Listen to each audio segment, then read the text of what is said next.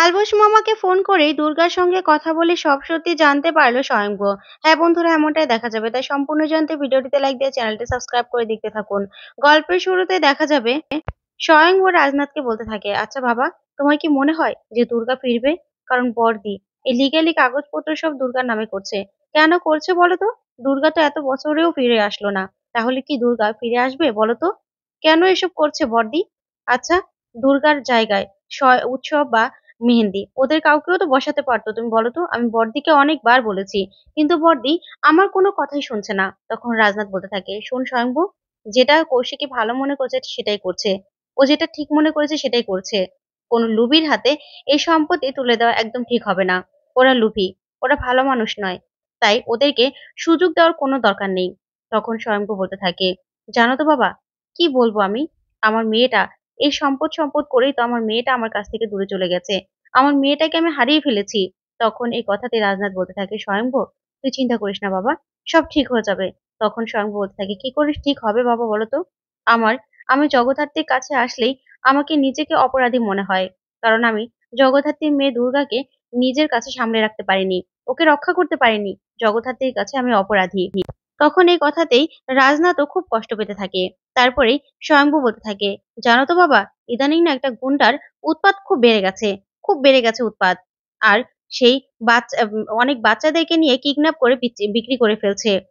তাই তো আমি আশ্রমে গিয়েছিলাম আজকে। তখনই রাজনাথ বলতে থাকে, আশ্রমে? কোন আশ্রমে? তখন স্বয়ংভু বলতে থাকে, আমি যে আশ্রমে ছিলাম সেই আশ্রমে। যা শুনে রাজনাথ পুরো চমকে যায়, বলতে থাকে, কি বলছিস তুই? ওই আশ্রমে কেন গিয়েছিলি তুই? তখন স্বয়ংভু বলতে থাকে, কেন বাবা, তুমি এত চমকে গেল কেন আশ্রমের কথা শুনে?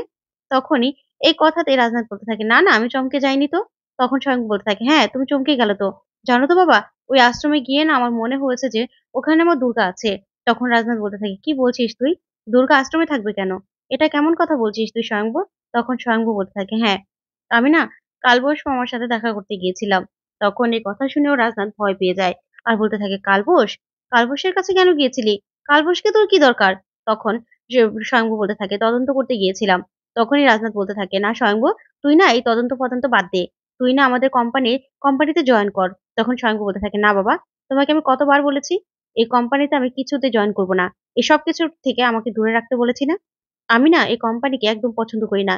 এই সম্পদের জন্য আমার মেয়েটা আজকে আমার কাছ থেকে দূরে। আমাদের কাছে নেই আমার মেয়েটা।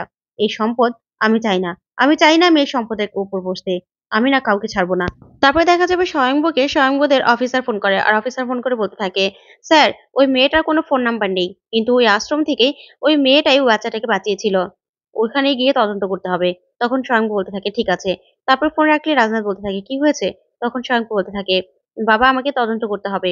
এখনই কালবোস মামাকে ফোন করতে হবে। তখন রাজনাথ বলে, না না, তুই কালবোসকে কেন ফোন করবি? দেখ ও আশ্রম চালায়। ও কি কিছু জানে নাকি? তখন এই কথাতে স্বয়ংভূ বলতে থাকে, তুমি কিছু জানো না বাবা। তুমি কেন এরকম করছো? তখনই রাজনাথ বলতে থাকে, না না, আমি কেন এরকম করব? এমনিতেই বললাম আরকি। তুই কেন এখন ফোন করবি বলতো? শুধু ওকে কেন জ্বালাবি? ও কতগুলো বাচ্চা লালন পালন করে। তখন স্বয়ংভূ বলতে থাকে, না, কালবোস মামাকে ফোন করতেই হবে। এই বলে স্বয়ংভূ কালবোস মামাকে ফোন করে। তখনই সেখান দিয়ে দুর্গা যাচ্ছিল। দুর্গা ফোনটা বাজলে শুনতে পায় আর বলতে থাকে, দূর, বুড়োটার ফোন বাজছে। এই বুড়ো, তুই কোথায় গেলি? তোর ফোনটা বাজছে তো। এই বুড়ো সারাদিন ধ্যান টানা করতে থাকে। অথচ এখানে তো আবার বুড়োটার ফোন বাজছে। তারপরে দুর্গা ফোনটা রিসিভ করে আর বলতে থাকে, কে বলছেন? তখনই স্বয়ংভূ বলতে থাকে, কালবোস মামা আছে? কালবোস মামা? তখন দুর্গা বলতে থাকে, কালবোস? কালবোস এটা আবার কে? এটা তো মাছের নাম। তখনই স্বয়ংভূ বলতে থাকে, এই তুমি কে বলো তো? কালবোস মামা কোথায়? কালবোস মামাকে ফোনটা দাও। তখনই দুর্গা বলতে থাকে, কালবোস কে? কালবোস নামে এখানে কেউ নেই তো। তখনই স্বয়ংভূ বলতে থাকে, আচ্ছা, কালীচরণ ঘোষ। তখন এই কথাতেই দুর্গা বলতে থাকে, ও, কালীচরণ ঘোষ, তা আপনি কে? ওনাকে কেন দরকার? তখন স্বয়ংভূ বলতে থাকে, দেখো, ওনাকেই দরকার। আমি একটা ইন্টেলিজেন্ট ডিপার্টমেন্টের থেকে ফোন করেছি। ওনার সাথে আমার কথা আছে। ওনাকে ফোনটা দাও। তখন দুর্গা বলতে থাকে, কেন, কি দরকার আছে? তখনই আরো অনেক কথা বলতে থাকে দুর্গা স্বয়ংভূকে। তখন স্বয়ংভূ দুর্গার উপর রেগে যায় আর বলতে থাকে, এই কে তুমি, বলো তো কে? তোমার নাম কি? আর বেয়াদব মেয়ে একটা, কি মুখের ভাষা! তখন দুর্গা বলতে থাকে, এই আপনি বেয়াদব বলছেন কাকে? হ্যাঁ, বেয়াদব বলছেন কাকে? শুনুন, আমি যথেষ্ট ভদ্র। আর আমার সাথে লাগতে আসলে না একদম বাটাম দিয়ে দেবো। যা শুনে স্বয়ংভূ পুরো রেগে যায় আর বলতে থাকে, কোন বেয়াদব মেয়ে, কি ভাষা? তখনই রাজনাথ এই কথাগুলো শুনে মনে মনে বলতে থাকে, নিশ্চিত এটা দুর্গা। জগদ্ধাত্রী আজকে গেল। আজকে তুমি আর আমি শেষ। কি যে হবে কে জানে। তোমার মেয়ে যে কি ভাষা শিখেছে কি বলবো আমি। তখনই স্বয়ংব খুব রেগে যায়। তারপরেই কালবশ মামা সেখানে চলে আসে আর এসে বলতে থাকে, "এই কি করছিস? তুই কাকে ফোনে কথা বলছিস?" তখন দুর্গা বলতে থাকে, "ওই যে স্বয়ংব মুখার্জি নাকি সে ফোন করেছে।" তখনই কালবশ মামা চমকে যায়, বলতে থাকে, "কি? দে আমার কাছে ফোনটা দে। তুই ফোনটা কেন রিসিভ করেছিস?" তখন দুর্গা বলে, "দাঁড়াও, দাঁড়াও বুড়ো দাঁড়াও। ফোনটা রিসিভ করেছি মানে তুমি এত চমকে যাচ্ছ কেন?" তারপরেই দুর্গা বলতে থাকে, "শুনুন, আমার দাদু, আমার দাদুকে যদি কিছু বলেছেন না, তাহলে একদম শেষ করে ফেলবো আপনাকে। আপনি চিনেন আমাকে? চিনেন?" আর ওই তখনই স্বয়ংভু বলতে থাকে, "দেখো, তুমি কিন্তু বড্ড বাড়াবাড়ি করে কথা বলছো। একদম তুলে নিয়ে আসবো তাহলে।" তখনই দুর্গা বলতে থাকে, "আমাকে তুলে নিয়ে আসবেন? আপনার এত বড় সাহস? আগে বলুন তো যে ওই বুড়োকে কি দরকার?" তখনই স্বয়ংভু বলতে থাকে, "ওই যে বাচ্চাটাকে বাঁচিয়েছে, সেটা নিয়ে কথা বলা ছিল।" তখন দুর্গা বলতে থাকে, "সেটা? সেটা নিয়ে বুড়োর সাথে কি কথা? বুড়ো তো কিছু জানে না। বাঁচিয়েছে তো আমি। আমিই তো বাঁচিয়েছি।" তা শুনে স্বয়ংভু বলতে থাকে, "তুমি বাঁচিয়েছো? তোমার নাম কি?" তখন দুর্গা বলতে থাকে, আবার নাম জিজ্ঞাসা করছে। "নাম দিয়ে কি হবে, হ্যাঁ? নাম দিয়ে কিছু হবে না।" তখনই এই কথাগুলো বলে স্বয়ংভু বলতে থাকে, "ঠিক আছে, কালীচরণ ঘোষকে দাও। কালী মামাকে দাও।" তখন দুর্গা বলতে থাকে, "মিষ্টি করে বলতে হবে। ভালো করে বলুন, তাহলে দেব। বলুন যে কালীচরণ ঘোষকে দাও।" তখনই এই কথাগুলো বলেই স্বয়ংভু সেরকমভাবে বলতে থাকে। ওইদিকে রাজনাথ অবাক হয়ে তাকিয়ে থাকে। তারপরে কালবোসকে দিলেই স্বয়ংভু কথা বলতে থাকে কালবোসের সাথে আর বলতে থাকে, "দেখুন কালীচরণ মামা, আপনাদেরকে ডিপার্টমেন্টে আসতে হবে। সেই তদন্তটা নিয়ে আমার কথা আছে।" তখন কালবোস বলতে থাকে, "ঠিক আছে আসবো।" তখন স্বয়ং বলতে থাকে, "মেয়েটাকে?" তখন কালবোস বলে, "আমার আশ্রমেরই মেয়ে।"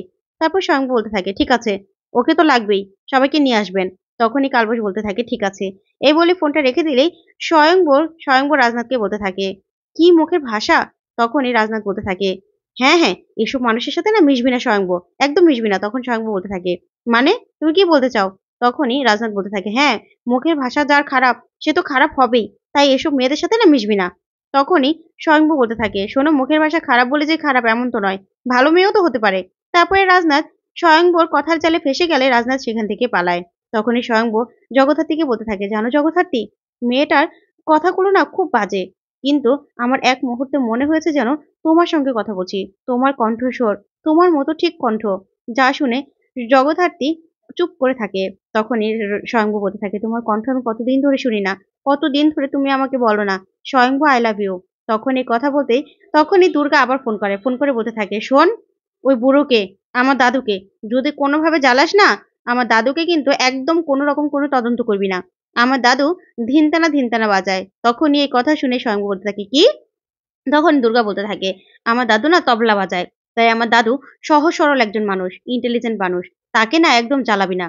তখনই স্বয়ংভু বলতে থাকে, "কি বলছো এসব? কি বলছো?" তখনই দুর্গা বলতে থাকে, "হ্যাঁ, একদম তাহলে কিন্তু আমার হাতে বাটাম খাবি।" তখন স্বয়ংভু রেগে যায় আর বলতে থাকে, "শোনো, একদম বেশি বাড়াবাড়ি করবে না। তাহলে কিন্তু তোমাকে শুদ্ধ আমি তুলে নিয়ে আসবো।" তখন দুর্গা বলতে থাকে, "এত সাহস নাকি তোর?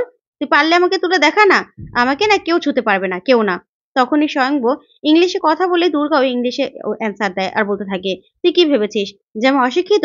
না, আমি সব রকম ভাষা জানি। তুই কি ভেবেছিস? আমি এরকম ভাবে কথা বলি দেখে কি হয়েছে?" যা শুনে অবাক হয়ে যায় স্বয়ংভু। তো বন্ধুরা, এবার কি তাহলে স্বয়ংভু জানতে পারবে যে ওর এটাই মেয়ে দুর্গা? তোমাদের কি মনে হয় অবশ্যই কমেন্ট করে জানাও। ধন্যবাদ।